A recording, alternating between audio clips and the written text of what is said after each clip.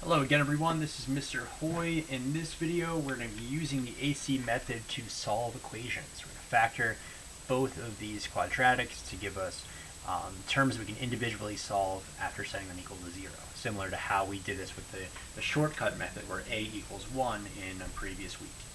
Alright, so let's get started. So in this question you'll notice I have both the 10 and the negative 3 in blue. That's because the 10 is our A, the negative 3 is our C, and I know that because they're on the same side of the equation with the 0 on the other side by itself. So we can do A times C, that's negative 30. You then want to think about factors of negative 30 that add up to positive 13. You can run through the factors yourself. Again, I've talked in previous videos about how to develop a factor list. The factors in this case are going to be negative 2 and positive 15. So once you have those factors, again, you want to make those the middle terms. We'll make this a 10x squared minus 2x plus 15x minus 3 equals 0. I'm going to factor those first two terms by grouping.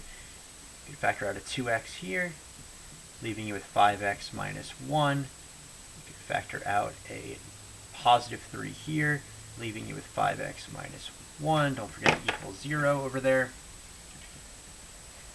We'll bring this 5x minus 1 down here. The 2x plus 3 over here, that's what remains after you take out that 5x minus 1. And now we just want to set each of these individually equal to 0. So we've got 5x minus 1 equals 0 right here. That will give you 5x equals positive 1 after adding a 1 to both sides, and an x value of 1/5 after dividing the 5 from both sides. That's one of our answers there. And we can set the 2x plus 3 equal to 0. Subtract 3 from both sides, giving you 2x equals negative 3. And divide off the 2, giving you x equals negative 3 over 2. Now, a couple notes here. You're often going to have fractions when you're doing questions of this type because you're going to have some coefficient here and then a number there which needs to be eventually divided by the coefficient. So it's very common to have fractions. Be especially careful in these last few steps. In addition to that, make sure that you're writing your answers as a number in a set. So for instance, in this case, we can write this as negative 3 halves, that's the smaller of the two answers, and positive 1/5. All right. So in the next example over here, what we want to make sure that we do there is move the negative 4 to the other side. So we're going to add 4 to both sides, giving us a positive 4 on the left, 6x squared minus 11x plus 4 equals 0. At that point, we want to do our AC method. AC, in this case, 6 times 4 is positive 24.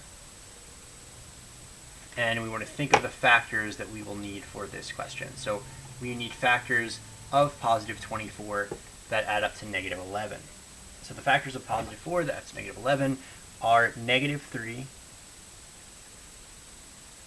and negative 8. We will then use those factors. Again, we'll expand that original equation. We'll get 6x squared minus 3x minus 8x plus 4 equals 0. At that point, we want to look again to factor by grouping. Take these two terms and these two terms. The first, you can factor out a 3x, giving you 2x minus 1. And for the last two, remember you've got a lead coefficient here of a negative 8. So you want to factor out a negative 2, leaving you with 2x minus 1. That will allow you to get the same factor here on the left that you have on the right. Bring that one down, 2x minus 1 times 3x minus 2. That's what remained after you factor that out, equals 0.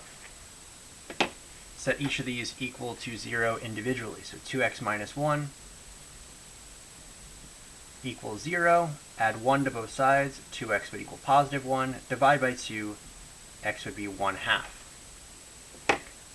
For the other factor, that's 3x minus 2, you would set that equal to 0, add 2 to both sides, getting 3x equals 2, and dividing off the 3 to get 2/3.